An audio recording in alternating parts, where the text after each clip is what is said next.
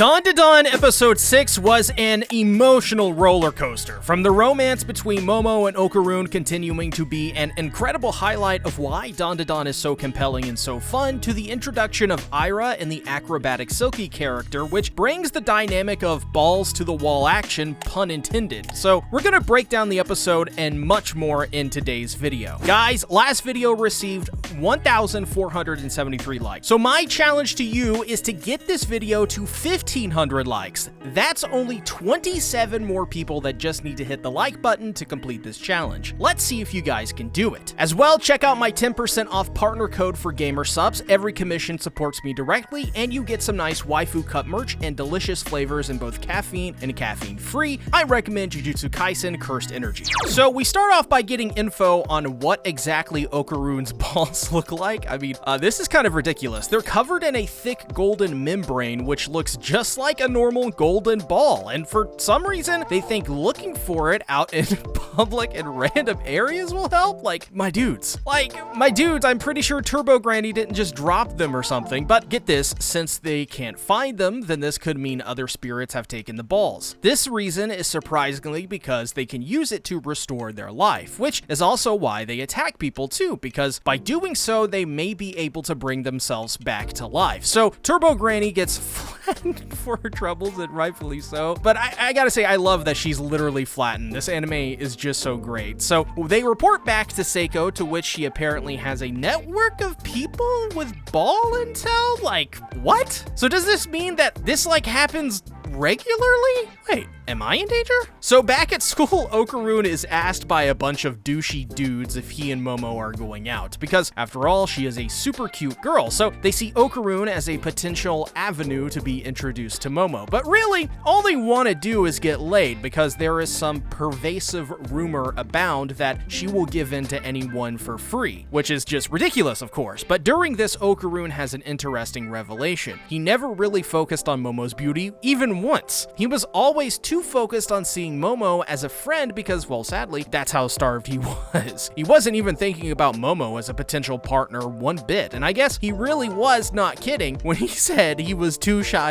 boy. But hearing about these disgusting rumors from the douchey dudes, he decides to take matters into his own hands and uses his powered up mode to intimidate and put a stop to these rumors, which freaks the dudes out, obviously. And really, I gotta say that this was pretty satisfying to watch, because at least as viewers, Momo was seen as this huge breath of fresh air. She's not just some cookie cutter anime character. She has this unique personality. So screw those guys. Momo was awesome. But surprise! Turns out Seiko decided to just let Turbo Granny out, so she decided to just hang out in Okaron's backpack at school. And I love how nonchalant Seiko was about it, dude. She was just like, whatever. Which is so her, by the way. And side note, I just love how striking each character's personality is in this show. No two characters are similar. But Turbo Granny is up to her scheming as always, as she tries to fool Okaron into letting her back inside so that she can control the burden of her power on Okaron's body. And Okaron doesn't fall for her trick. But what's interesting is that it confirms for sure that Okaron simply cannot use her power for long. We saw this at the end of the last arc, but this 100% confirms for sure from the granny's mouth that he has a limit to its power. Though we get more of Dandadan's refreshing and lighthearted romance, I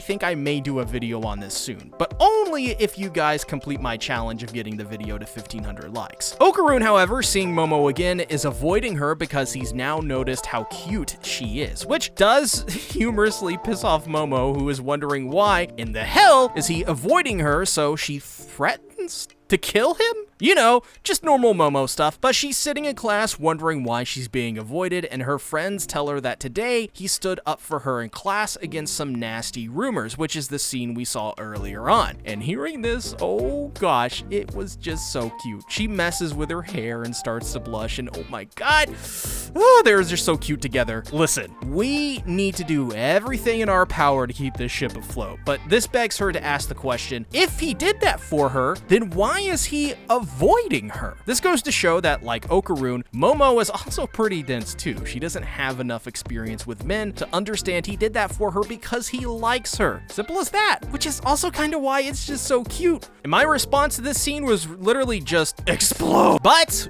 We get this awesome focus on best girl Ira Shiratori in this episode. Seriously, this is actually one of my favorite characters, and obviously I'll let you know why eventually, but she's pretty horrible despite being the best, and that's pretty much down to her delusions of grandeur. In her infinite wisdom, she decides to get petty revenge by going way overboard and spreading the rumor that Momo is a slut. However, thanks to Okaron, it has not spread as much as she wanted it to, but she knows that Momo is a devil because she now believes that she has been chosen because she saw Momo's telekinetic hands, and this pretty much confirms that Ira is now a much bigger threat to them on this basis alone. It also means that we have to discuss Momo here too, because technically if she is a devil, then going by Chainsaw Man rules, is she like a primal devil, a normal devil, or what? How does she stack up to the coffee devil or the sloppy blowjob devil? What about Katana Man's sideburns or Powie? This probably deserves a video in of itself, but Ira believing her beauty is the reason she is so special,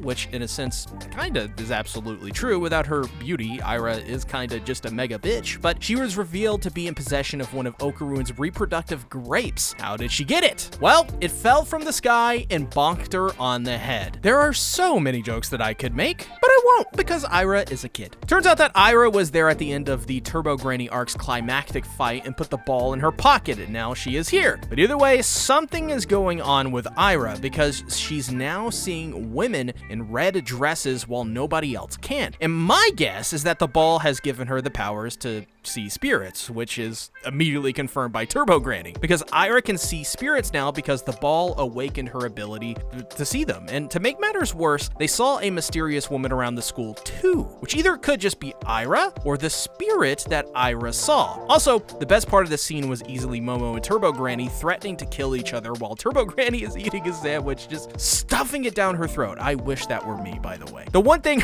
I like about Dandadan's grannies is not only are some of them way too hot and age way too well, but they act like cranky grannies. I mean, Seiko doesn't care anymore about things she probably should because she's old, and Turbo Granny is the same. She just doesn't care, and doesn't care to beat up or threaten to kill a teenager either. I mean, that's just something an old person would do. And honestly, I can't wait till I get to that age to where I can crankily sit on my front lawn and say, "Get off my lawn, you kids," and yell at the clouds in the sky. Can't wait. But here's the thing. Things get, as they say, wild. Ira brings Momo to a shed and they proceed to try and literally exorcise her with smelly Christian stuff, which, side note, is this not true? Like, why do all the Christian Bible stuff, why does it all smell weird? I'm glad it's not just me. But anyways, Momo deals with the girls holding her down, except Ira, which prompts her to call her a demon because she can see, well, her demon hands, which she thinks is wings, which I think is kind of funny. So she breaks out the golden testy and quite literally rubs it in Momo's face as she tries to tell her it's a testicle. I would not want to be Momo in this situation. But Ira hilariously is like, "How dare you use such profane language to describe this holy relic? I smite you! Smite!" Turns out, as Okaron arrives,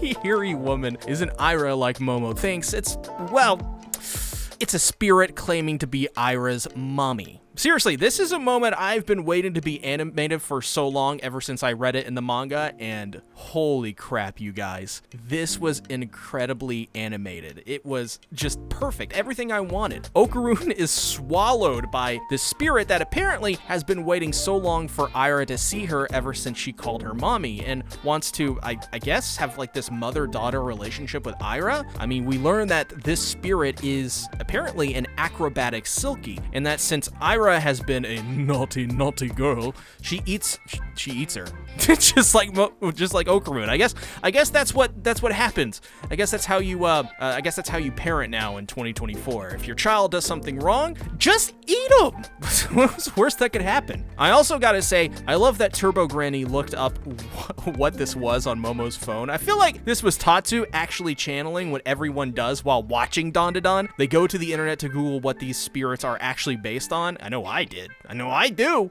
Speaking of Turbo Granny, because she is so petty, she decides to not help Momo as she is whipped around by the head. And oh my god, this was sort of hard to watch, even though I knew it was anime, because it was just pretty brutal to watch because it's such this visceral visual, but it's also so pretty too. I mean, seriously, the animation in Dandadan is unlike anything I've ever seen in modern shonen.